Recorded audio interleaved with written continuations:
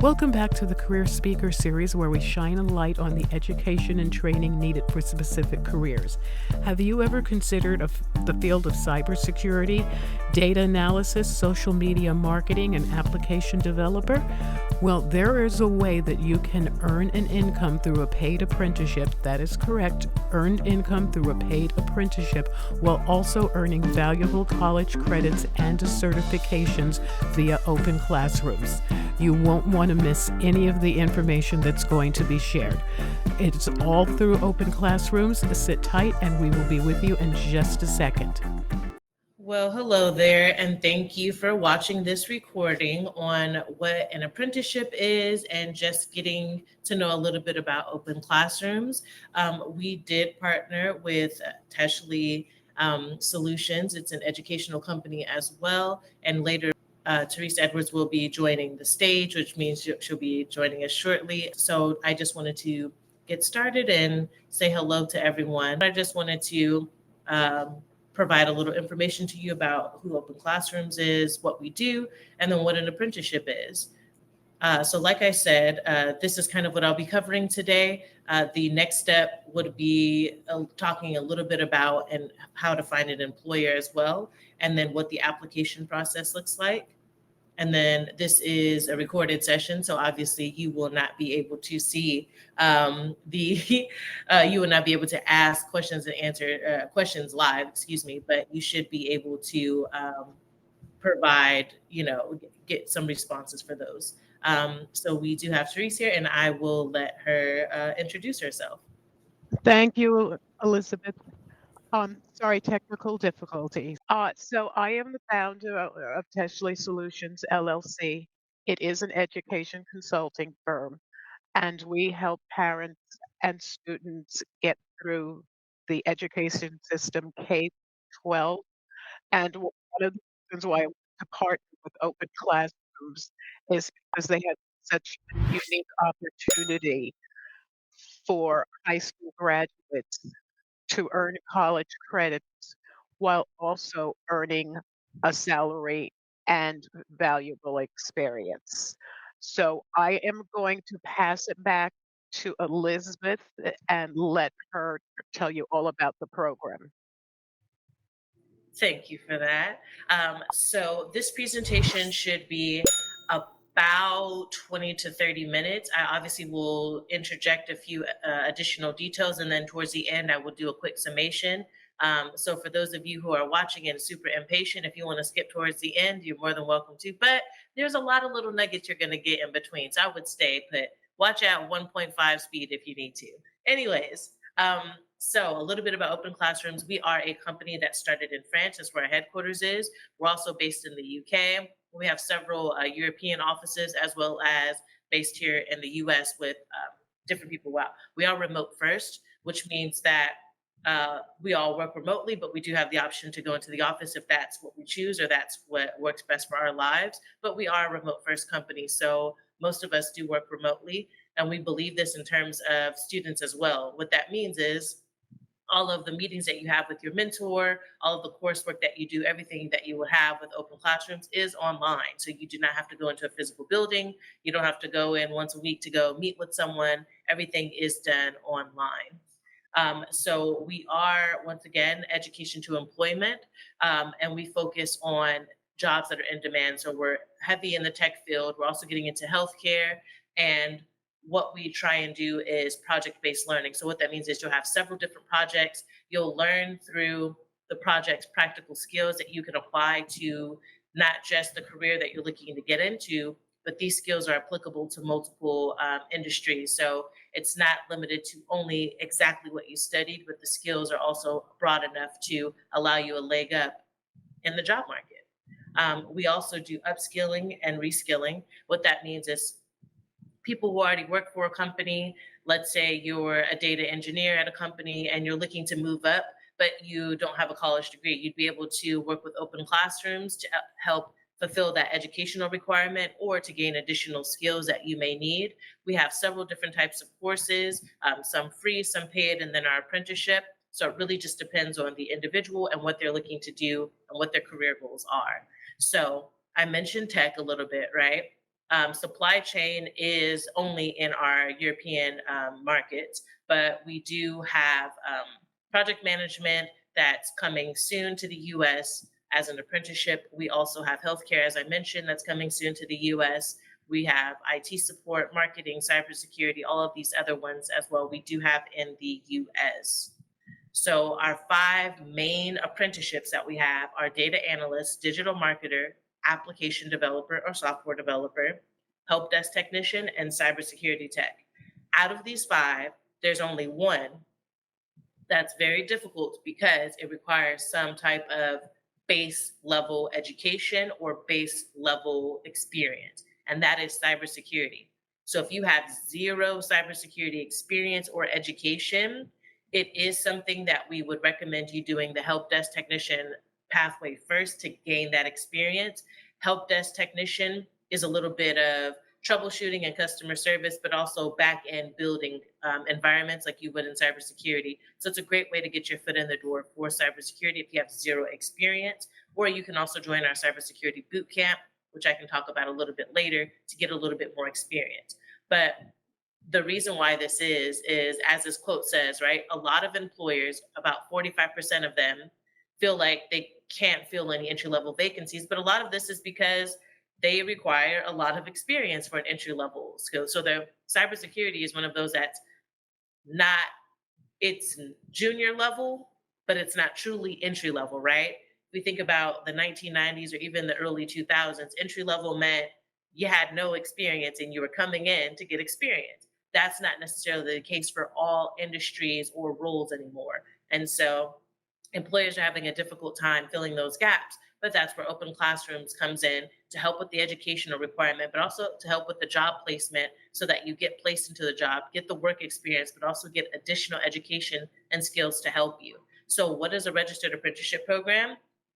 Essentially a little bit what I just said, but to dive a little bit deeper, we have an earn as you learn model. So internships, as we're very familiar with in the US, you work for a company, you might work 3 months or 7 months or a year or 6 months. It might be a short duration of time or a long duration of time, and you're not always guaranteed to get paid, right?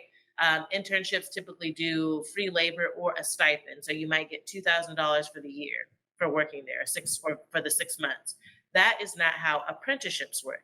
So apprenticeships, you learn, you'll be able to do projects, learn materials and courses, and take those all the stuff that you learn, take the material, take the courses that you've learned, and translate those into college credits. So, what that means is all of the work that you do at the end of the 1 year apprenticeship. So, apprenticeships are typically 1 year. So, at the end of the year, what you would do is submit that documentation that you need and get college credits. We partner with several college partners. UMGC is our biggest college partner as they offer up to 55 credits. Um, which if I would have known about this decades ago, that's what I would have done instead of the traditional route that I did. But once you get those 55 or up to 55 credits, that's essentially a degree right there, especially if you're already coming in with your general education accounted for. You've essentially gotten paid to get your degree. So that's the plus side. As I mentioned, college degrees, most of our college partners are somewhere between 36 to 38 credits. What that means is if you're in marketing, for example, and that's what you decide to study and you do a pathway in digital marketing, those would be apples for apples, right? And so you're more likely to get more credits for those. If you are doing business, for example, with like a marketing emphasis, maybe some of your credits will transfer over, right? So that might be 36 credits instead of 40. So just keep that in mind. If I were you watching the student who is looking for a college degree, I would speak with a college counselor and ask them for a syllabus on courses or the overall whatever major you're looking to complete to get a degree in. I would ask for a breakdown of what are some of those requirements, so that way when you're with us at Open Classrooms, you can understand, hey, I know what I'm going to kind of end up with. You can also provide, we have syllabus for you or syllabi for you.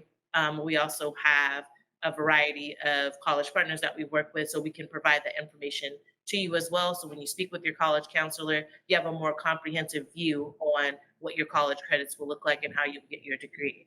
Um, and lastly, you will get a certification with the Department of Labor. This is a federal certification. This shows that you're job market ready, that you have completed all necessary requirements for the apprenticeship, and it puts you a leg up against your, competition because not only did you do this apprenticeship, you have work experience, you have skills, but you also have a federally recognized certificate, which means that the federal government says, wow, this person has all of the basic skills and then some in order to complete a job, and they are going to be super competent. So, this is a great, great way to get your leg up in the competition to stand out. As we know, when you're applying somewhere, there can be hundreds of other people applying as well. So, any little thing you can do to stand out is definitely worth it. So, what is the eligibility? So, you're like, I'm kind of interested, but what are the requirements? So you have to be at least 18 years old. You have to have a high school diploma or equivalency, and you have to be available for 12 months to complete the apprenticeship. That's it. There's no cost to you. Is there a cost to the apprenticeship program? That's always the question I get. Yes, there is, but you don't pay for it.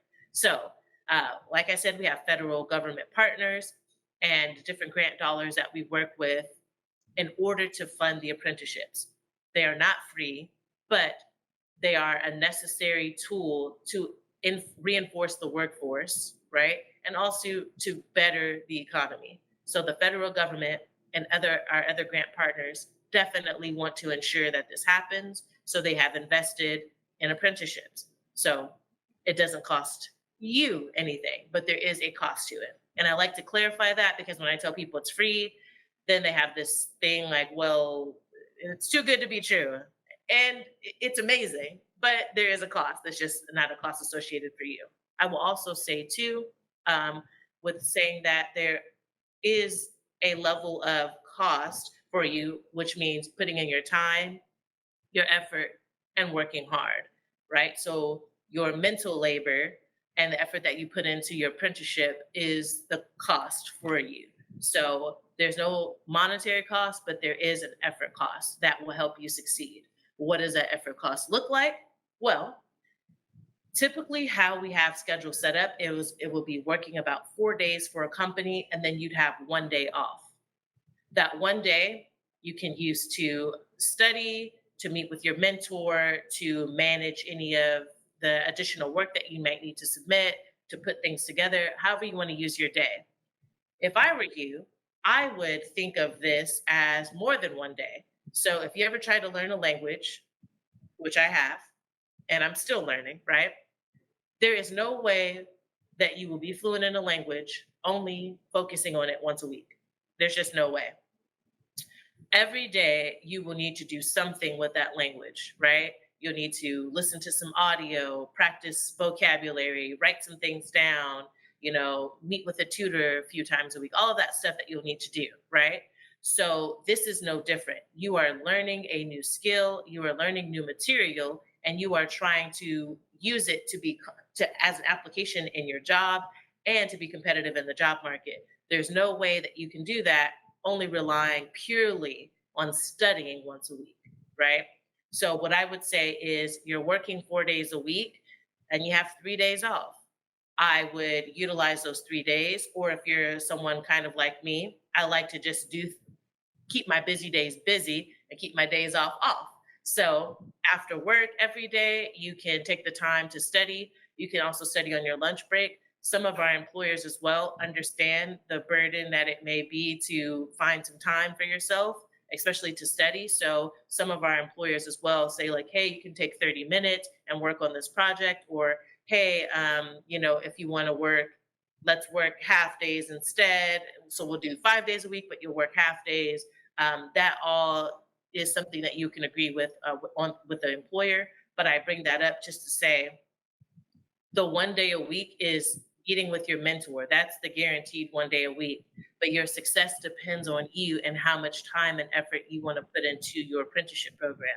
The more effort and energy you put in, the more that you will excel and stand out. So I highly, highly recommend you taking the 1 day a week chunk as, oh, I am just meeting with my mentor once a week, but I'm always studying. So I just want to clarify that for you all. So, a little bit more about how training works. As I said, mentors once a week.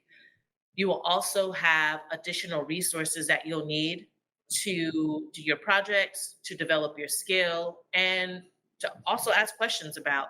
There may be some additional resources that you have access to, like software that you may be unfamiliar with. And that's where your mentor comes in, and that's where the projects come in to kind of help you break down step by step how to utilize some of these tools that you'll have access to. You'll also be able to, I talked about application a second ago. The application will be in your job. So an apprenticeship requires a job. This means that the job that you're working, you are simultaneously gaining skills to improve the output of that of your job, of your role at your job. So if you're a digital marketer and you are working for a company as a digital marketer during this apprenticeship, you're also doing projects and working with your mentor and software and different tools and skills that you're gaining in order to learn more about digital marketing. And there may be something new that you've learned that will be applicable to your job. For example, if you're running a campaign, and I'll just keep it very general, just in case some of you watching are not familiar with digital marketing, I'm barely familiar with it. So I'll just give a general overview. But if you're working on a campaign to get new clientele for the employer that you're working with, that new clientele that you're working the campaign on, what are the demographics, right? Who are you targeting? How many people are you targeting? What do they look like? How will they help the company? All of these questions you have to ask yourself. But guess what? There's a project in digital marketing that helps you do just that. It helps you ask the right questions and how to translate that information that you obtain into a successful campaign. So if it's not something you're strong in, but you're kind of familiar with, these projects can help you strengthen that skill so that you're able to be very competent in your job and even more so. I would say that after you complete projects and after you do certain things, you will have an assessment. So there's no way to, I get asked as well, well, does it have to be 12 months? What if I finish in 3? There's no way to speed run the process. You have to go through it. Now, do we have some people finish a little bit early? Yes. But when we say finish early, we're talking about maybe 10 months. They're finished with their projects and all of their lessons, but that's because they dedicated their time to it. They didn't just do the once a week studying. They're studying every day. They're also doing projects, and they're scheduling their assessments in a time frame that is immediate after the projects are finished. Enough time for them to enough time for them to finish the project, to understand what they've done, but then also provide a great project, a finished product for the assessor to review. I say this because assessments are required. So the reason why you can't speed run the process is because after each project is done, or you've said you're kind of done, your mentor says, you know what, I think you've grasped concepts. You have to do a project and present to an assessor. An assessor is someone who is not your mentor, who can validate that you actually understand what you're talking about and what the project entails. And some of these projects come along with demos. So you might have to demonstrate the campaign that you've run, whether it be a faux Google ad or some type of banner or a website or video, whatever the project calls for, is something that you have to complete in a way that shows that you're competent in the skill and that the assessor set can put a stamp on it and says you've got it.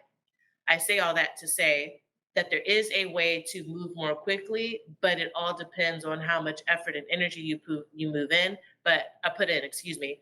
But the goal is not to be quick. The goal is to gain the skill. We give you 12 months because it takes you 12 months to really grasp everything. It's also coincides with your employer, right?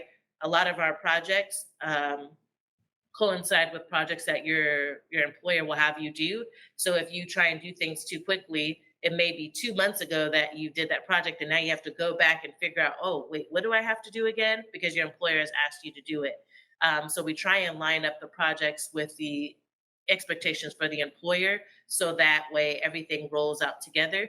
This doesn't always happen perfectly, but we like to make sure it happens in a relatively, you know, small frame of time, so that you understand the skill and you can apply the skill soon after. So that is how the training works. Once again, for college credits, we have several college partners. You can speak with the counselor depending on what your degree is going to be and what your pathway is going to be. You can figure out how many credits you'll get.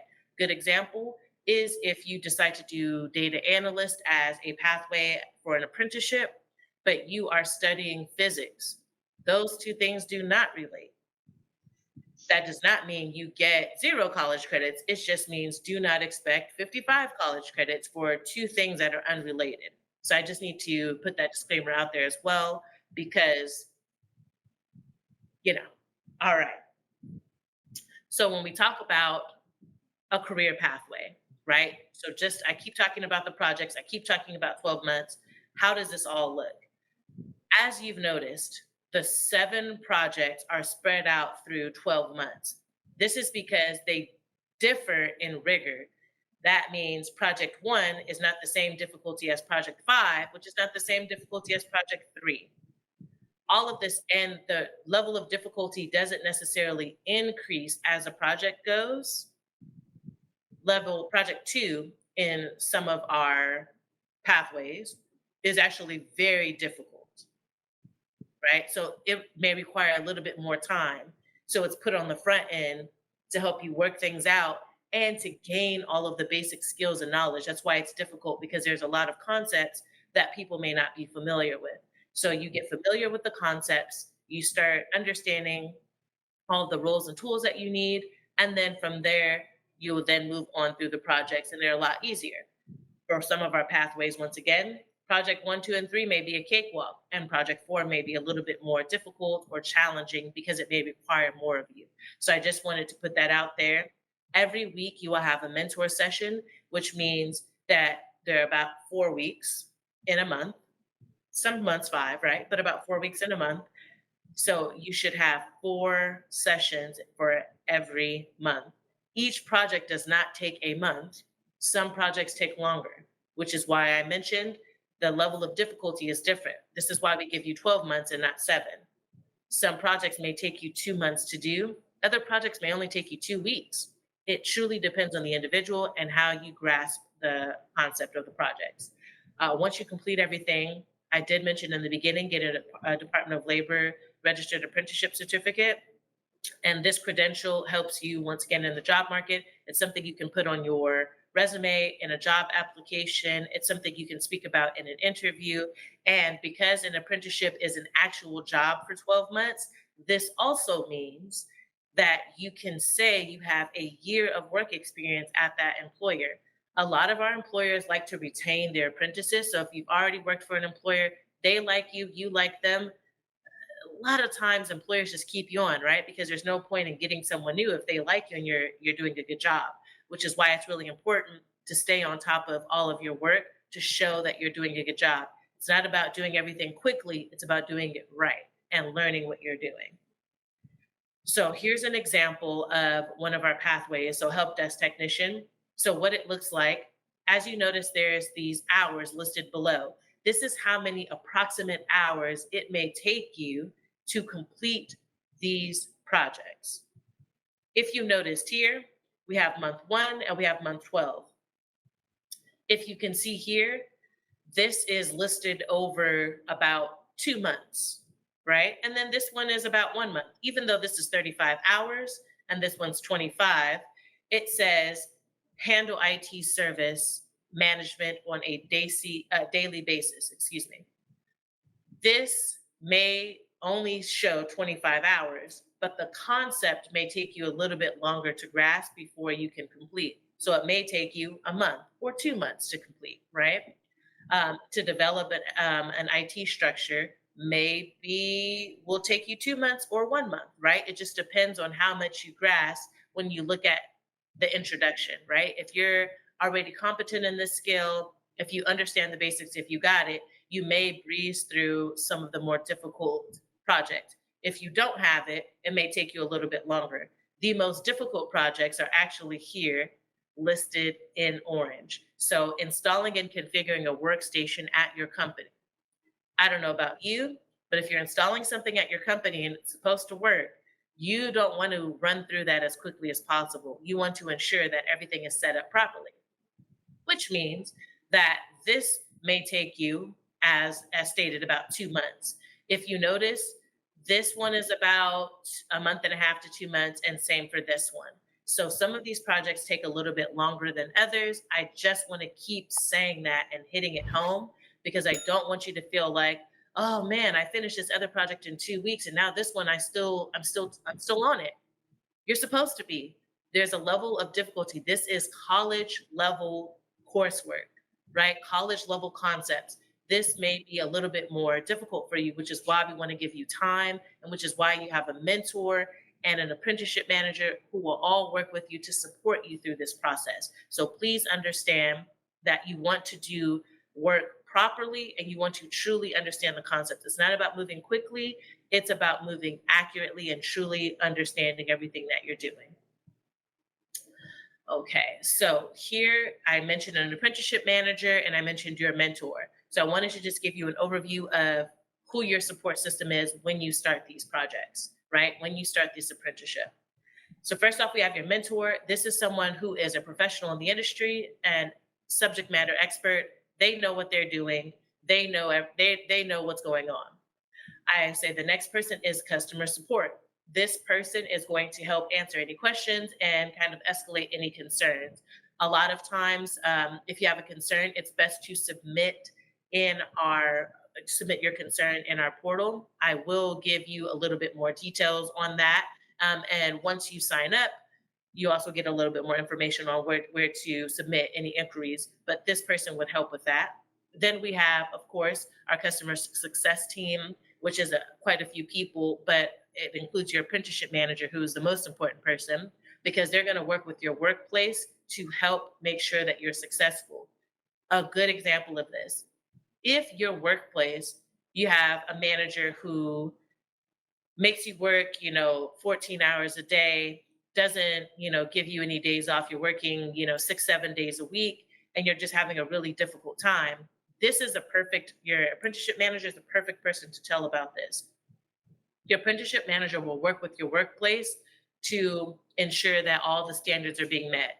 We've never had that situation happen, but I just like to go to the extreme, just to paint a picture.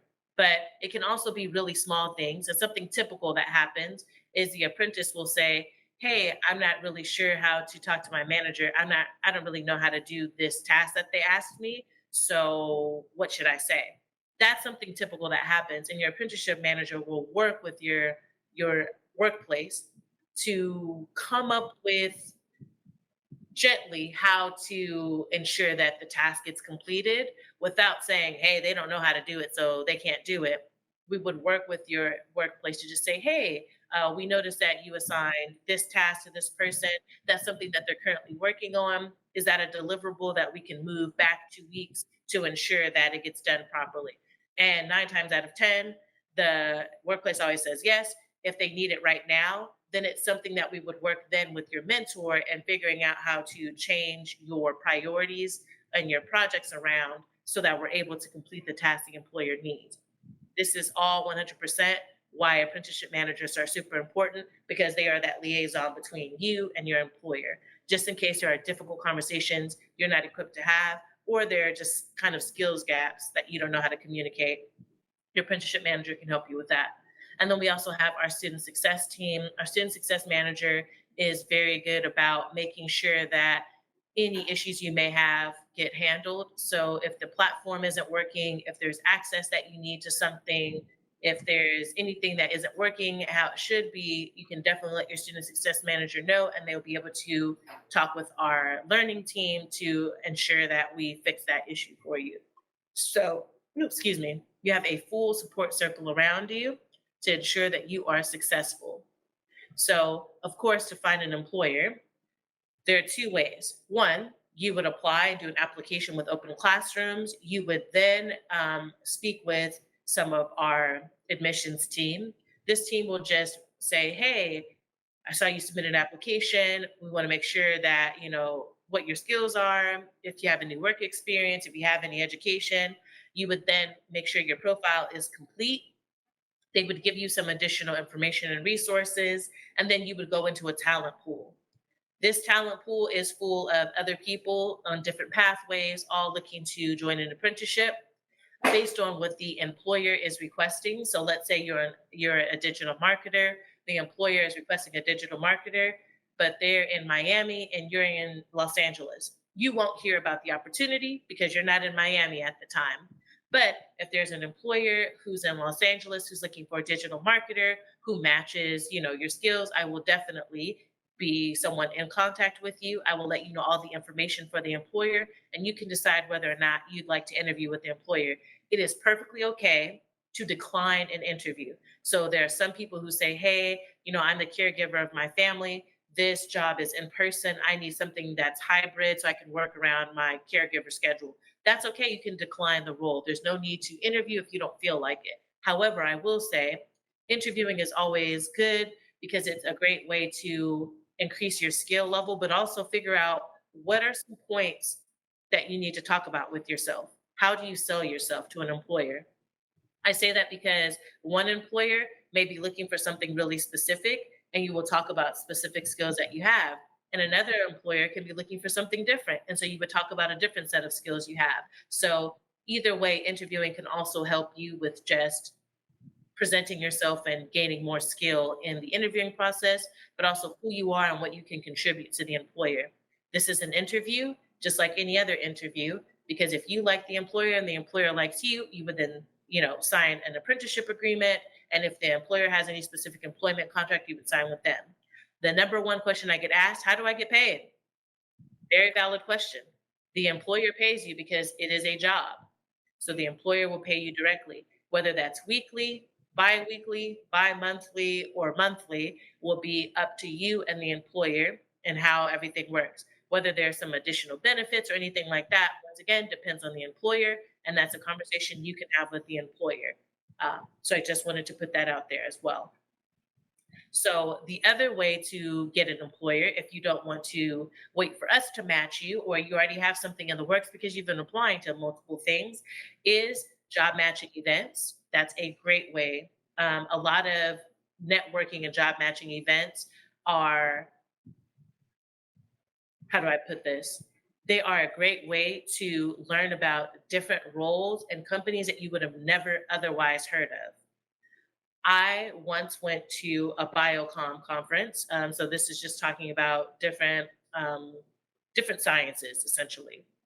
There were so many roles that I had never heard of in my life. And I thought, I didn't even know that existed. I didn't even know we did that, right? But I didn't know until I went to this conference and was able to get exposed to it. So any job events, any networking events, any mixers, anything like that in your area, please go to them. A lot of them are free. Some of them cost, but if you're not in a financial position to pay for them, they're also equally great free ones. I would look through your local community college, your local university, and then also just Google. There's a lot of things that happen on Eventbrite that you can take a look at and see what is best for you. Also, a lot of you are very familiar with LinkedIn, I'm sure, and Indeed. So if you do entry level roles or junior level roles, you'll be able to find roles that also can translate into an apprenticeship for you. So we do have two career services, links. So one is our career services page, and I'm just going to show that to everyone really briefly. So our career services page has a variety of resources. This is the OpenClassrooms career service page, and you'll be able to help create your resume. This is not necessary for OpenClassrooms. We have what's called your profile.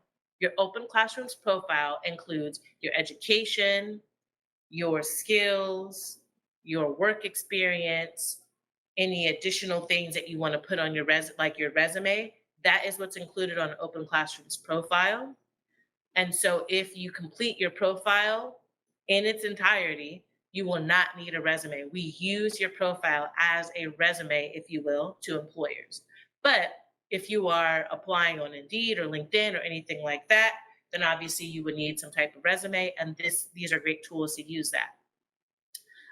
You also have a career development courses. So we have a variety of webinars, and some of them are live, some of them are recorded where you can watch back or go to and attend in order to, land a job or figure out how to network. You have an event coming up next month, you don't know what to do? Here's a great place to start. We also have career prep webinars, and we have additional, once again, recorded links for you to view some information that may be relevant, like a resume writing workshop. This is really great.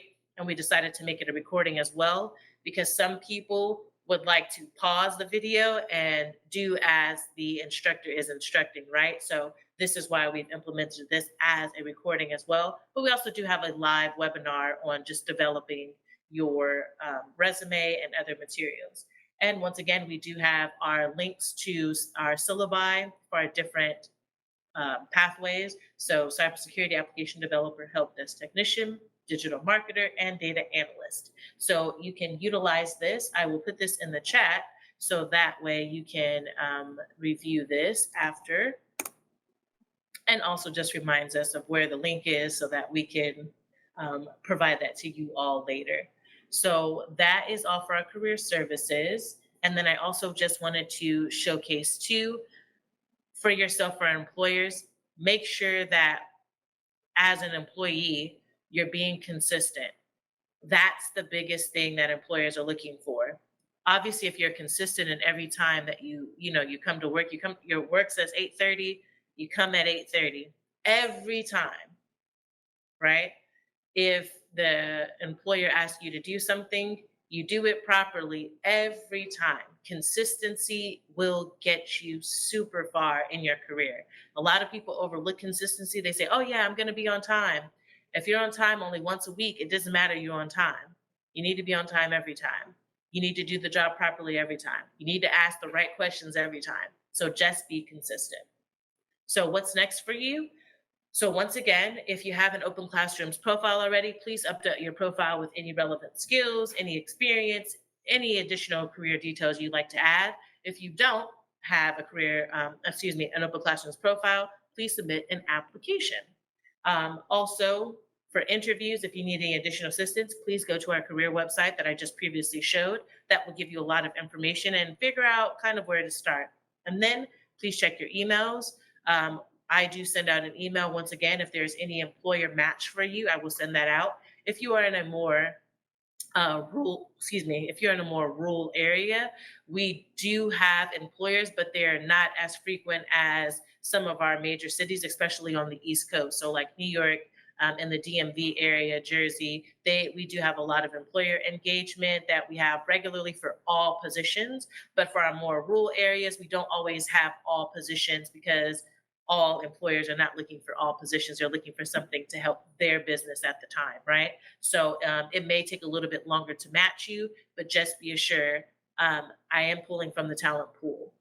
So make sure you upload your LinkedIn profile, so any additional information you want to have after you visit our career services page, you have a new resume you want to upload after you've used our resume builder tools, you can upload that too, as well to your LinkedIn. And that is all for me. So I will turn it back to you, Ms. Edwards. Well, thank you very much for that presentation, Elizabeth. Okay, you covered most of the questions that I was going to ask you. So, thank you again for that excellent presentation. Uh, but you did mention a couple of things that I was not prepared for. So, in the beginning, you mentioned healthcare and project management are coming in the future. Do you have an anticipated date of when those uh, areas will open up? Yeah, so for project management, we do have what we call our um, our shorter courses. So we do have project management that is already live, but it's just not in the form of the apprenticeship. So it's live in France. It's not live in the US yet. So that is coming soon. I believe it is coming in 2026. I believe in Q1 or Q2. And then we have AI that's coming as well in Q1 in 2026. And then we have healthcare that's coming, and I believe that is going to be in Q2. Yes. Okay, excellent. Thank you. Now, in terms of the breakdown, you said it's generally 4 days of work and 1 for the coursework. But during those 4 hours that they're with the employee, what is the average or typical hours they'll put into it in a day? Is it the regular 7 hour or 8, 7, depending how you categorize it? Yeah, that's a great question. So, we allow the employers a little bit of flexibility on how many hours they want to give per day. We have some employers that do 5 hours per day, 4 hours, 20 hours a week. And then we have other employers who do 8 hours a day. So then they would have 32 hours for the week, or, 28, 26. It all just depends on the employer. I would say the minimum that a lot of people typically get is 20. And then the maximum that they can have is 40. But we highly discourage employers from having 10-hour days or 10-plus hour days for employees. So then you would be working, if you worked 40 hours, it would most likely be a 5-day work week. Okay. All right. Okay, here's a question. So what if it's a 10-hour day, but 3 days a week? Would that still be discouraged? Yes. So we try and have it to where it's just 8 hours only. And the only reason why we have it that way is because, not to get too into the weeds, but there are some states that have rules and regulations against overtime. And so we don't want to get into the sticky situation of overtime. We know 8 hours would be accounted for, but 10, maybe one state says now you have to pay overtime, and then another state says you don't. So we don't want any confusion, just a flat, hey, everyone, 8 hours for the day. Yeah, the wonderful world of different state Yes. labor laws. Okay, uh, here's another question. You mentioned about the work matching the modules for open classrooms, and if there's some issues there, speaking to the success team. And I know you guys probably do a really good job on screening employers, but no system's perfect. So what happens if a participant finds themselves in a toxic environment? Yeah, that's a great question. So, as I stated, we do have our student success manager and our apprenticeship manager. Our apprenticeship manager is more of the liaison between the student and the employer, and our student success focus truly on our student issues. So, a lot of times, our student success manager finds out first that there's an issue at the workplace, and then we'll tell the apprenticeship manager and encourage the student to tell the apprenticeship manager as well. Once we gather all necessary information, we would then go to the employer and speak with them. We don't confront the employer like, oh yeah, can't believe you're doing this, you're terrible. But we inquire with the employer, hey, we know you're working with Elizabeth, how's it been? What are some issues that you have? What are some strengths that she has? What are things that are going well? What are things that we can fix? And then we figure out where the overlap is, or if there's any miscommunication. A lot of times we find that when an employee feels like they're in a toxic work environment, it's a result of the employer also feeling something as well. So just having that, being that middleman to just say, oh, okay, I realize the employer says you're always on your phone, the employee saying, my grandma's sick, I need to check up on her. And so just like, hey, just tell the employer your grandma's sick and that you need that extra support or extra time on your phone, and you might need an extra break or step out or what have you. So we do try and become a mediator. Sometimes it's just not a personality fit. Right. And that's where mediation, we try our best, we try and keep things professional, but ultimately we may figure out how to place someone into a different apprenticeship with a different apprenticeship employer just because it may not work out. This is a very rare situation. I've only heard about this happening once, but it does happen. Sometimes personalities just really don't match, and we don't want either side to be miserable. So, Correct. Okay. Oh, on the cybersecurity, you mentioned that that's the one area where there either needs to be some previous experience or they need to do the boot camp. Can you just give a 2-minute blurb on the boot camp?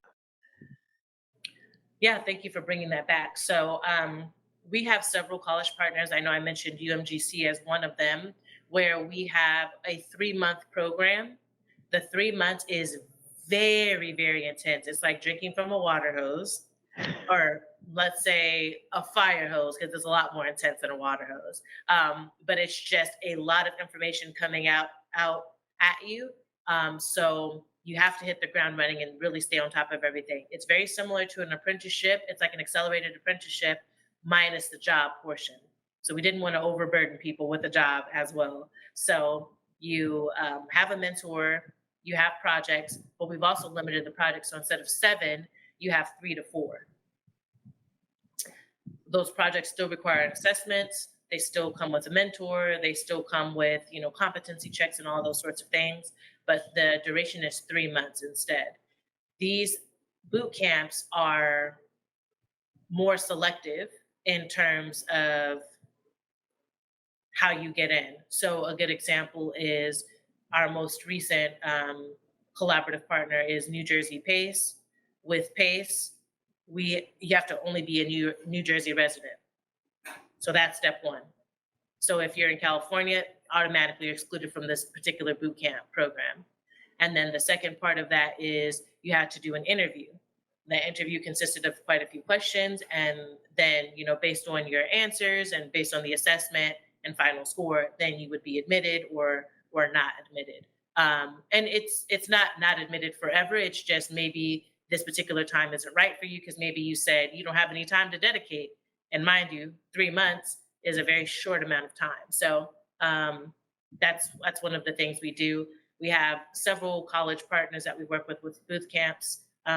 These are partners in, we call it pre-apprenticeship. So I said boot camp, but it's also known as pre-apprenticeship, just a way to prepare people. We have several partners in California, in Texas, Arizona, all of these different states. So there are definitely avenues in which someone else in a different state can get approved for a pre-apprenticeship, but there's still a screening process. So everyone isn't immediately admitted. There is a process for screening. Okay, excellent. And I just have one last question, just because I want to make sure that everyone understands, even though that they are receiving college credits for this, because it's not a typical um, English 101 based bioscience, they're not limited. Participants can enter anytime. It's a rolling acceptance is what I guess word I'm looking for, term I'm looking for. So they can come in anytime, right? Not just the fall or the summer or January. Yes. So apprenticeships are all year round, rolling basis. So we will place you at any point in time. And it's 12 months. So let's say you started in an odd time, like a May, right? Then that would mean next May you would finish, which would then mean if you were trying to graduate that next year in May or June, you would then need to be proactive in making sure to submit X, Y, and Z documentation. Once again, each project completes itself, right? So if you wanted to get ahead of the curve, maybe you could meet with a counselor beforehand, try and plan out a time frame for yourself, figuring out whether credits would actually officially be approved, or work on pre-approving credits. Like I said, we do have several college partners we already work with. So if you work with them, it's, let me not say guaranteed, but it's highly likely that everything that you do will be approved in time because we've already worked out an agreement with them on how the courses look and translate to their curriculum. But if you're working with a college that we have never worked with before, like University of Texas, for example, we don't have a partnership with them, but we are an WASC accredited a company and an educational entity, which means more than likely there will be approval, but how many of your courses get approval will be the determination of your college. So if you work with one of our college partners, like UMGC, for example, we know, hey, digital marketing project 2 translates to this, you'll get 4 credits for that. Or this one, project 3, translates to 2 credits, you'll get 2 credits for that. right. And just so everyone one understands, once if they intend to go on and get a full degree, the transferability of those credits are just going to depend on whatever college they decide or university they decide to go to. Because my daughter graduated high school with college credit. Some colleges took almost all of them, some colleges would take about half, and then there were 2 that said, "We don't accept transfer credits at all." So that is always a case of your mileage may vary. Do not assume, always check with the university that you want to attend, because whether it's virtual or in person, because there are no rules. That's the only rule. There's no rules. There are no rules. That's exactly it. There's no uniformity to this. So definitely, you always want to check your institution that you're enrolled in. Also, too, because these are college level courses, we are starting at the subject of the degree subject, right? So if you're doing marketing, we're starting at marketing. If you're doing data analyst, we're starting there. If you need English 101 or math, basic math, all of that stuff, that's not covered here. We're not doing general ed. So you'll need to make sure your general ed is done outside of this program if you want to get a complete degree. So just want to throw that out Right. there too. Mhm. But they will have the USDOL certification that is recognized. Okay, I think that is about everything. I said you anticipated almost all my questions, and I'm just going to check the chat to see if there's anything in there. I think we are good. Oh, no, one last thing.